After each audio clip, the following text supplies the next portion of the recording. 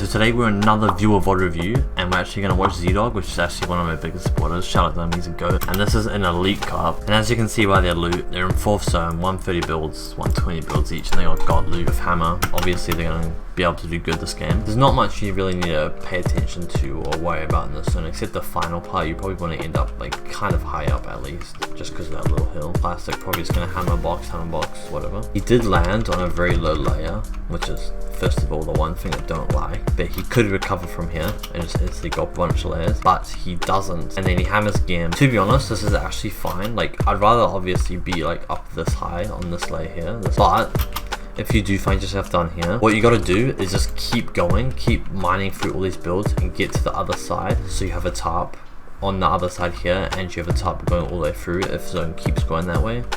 And then with that, no matter where zone goes, you're fine no matter like. But they do kind of just stop here and don't worry about that, which is kind of fine because you notice here it's kind of lucky they got that. But still, it's a lot more safer to go through here and break through that and build like out to here and finish their rotate here, because obviously there's like old builds and stuff here from people that are actually using them right now.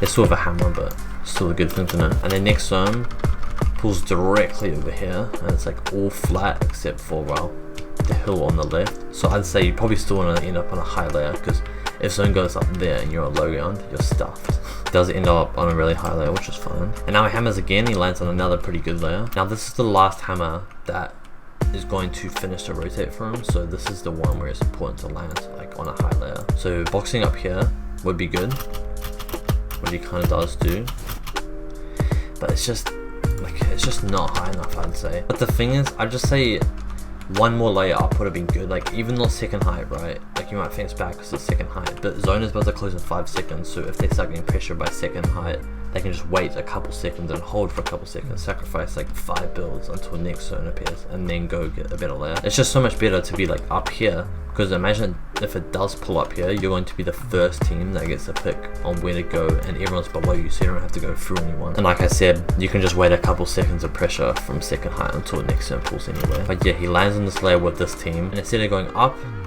here, they go down one, which does put them in not as a good a position as they could be, but still it's fine, because again they have hammer and they can just get out of any single situation they're in because of this really good meta. And then zone pulls this way, which is probably when I'd start looking for low ground, because if you go over here it's pretty flat mostly, so you can start playing low ground there. So I'll probably start looking for low ground layers, or high ground if they want, but they're pretty, like, if you looked up from the position, you're like, yeah, that's not worth it. They're just so stacked and chilling. So here, I'll probably do what they're doing now, just keep tarping ahead a bit on high layers, and then edit like your front wall open. No, actually, I'd have this cone edited open, and then I'd be staring down for opportunity to grab low ground, which would actually be right now if they were looking, and then instantly drop down, and then claim that whole low ground layer, and then start to get some more refreshes from there. That'd be perfect, because zone goes so flat for a long time. And actually do end up dropping low ground, but obviously it's obviously way better to do it earlier, just in case someone takes it, because this person that just dropped in front of them, that wouldn't have happened if they went so much earlier there. Because what happens if you try claiming low ground now, right, is if you're all the way front side really trying to claim it and extending your builds out and your tarp out with like cones reaching really far, if anyone drops on you at the front, they are so deep in storm that's just not going to be worth it for them, right? And also because if they were just both down here now and they were both building a tarp and claiming, they just would have been way more aware of this guy and just would have wrapped them off or something. And also the fact that they're not claiming at the same time, like he's claiming low ground, he's doing his own thing back here. Like, I don't know why they're not together. So yeah, the optimal thing I would have done is before, when this zone popped, the second to last moving zone, and I see this really flat like future of the zone, right?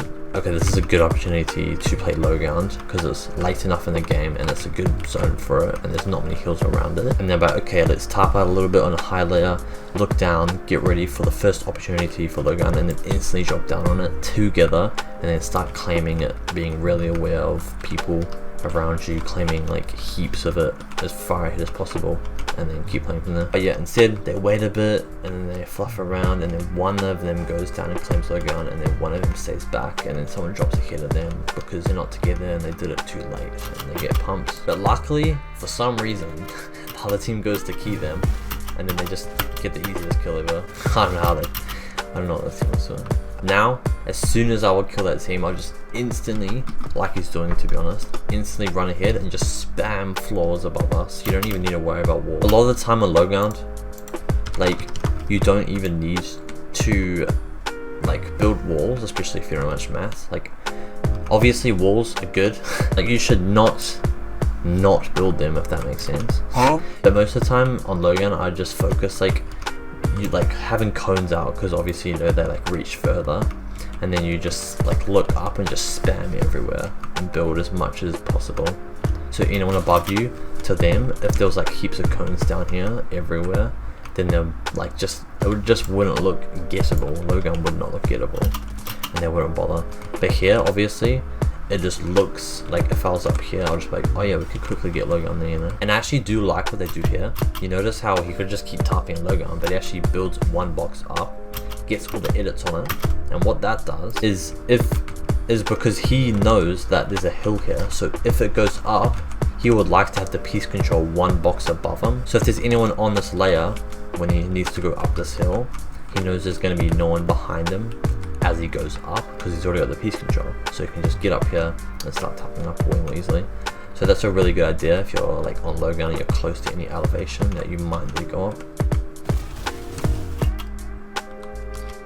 The thing here though, like I feel like people overuse hammers, or they like just use them too much in like every situation possible. Like they kind of rely on it a bit too much, because here they wait till the very last second to hammer when they could have just went earlier and like claimed a nice layer on front side up here. Sometimes hammering is going to be bad in certain parts of endgame and stuff, because it's going to split you up and like it's going to make you take damage from zone. It's going to do heaps of the stuff, because they were in a good position on the end of that moving zone, so they could have just quickly went ahead and claimed the front side layer. But instead they relied on the hammer too much, I'd say, and they ended up hammering. They got split, they got damaged, they got in a bad layer when they didn't need to do that, and he just ends up dying to zone basically, and his teammate gets split from him and he gets damaged heaps as well.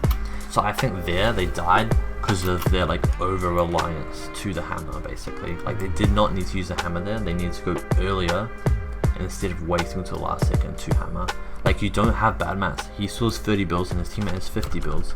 In the last zone, they didn't need to do that. They needed to just instantly get front side. Remember that you don't need to use hammer in every single rotate. That's more of a thing that's going to be common in later moving zones, like in the later moving zones when you don't need as many builds. Because in the first couple moving zones, you obviously just want to abuse the hammer, even if you kind of get split every now and then, just because you're going to save so much mats in the first couple moving zones. But here, like, there's no need to really save mats because you're in the final moving zone. If you get front side on a good layer on low ground early, you're going to get kills, which are going to give you Siphon. And Siphon, 150 mats in this part of the game is plenty to get you another kill, and it's just fine.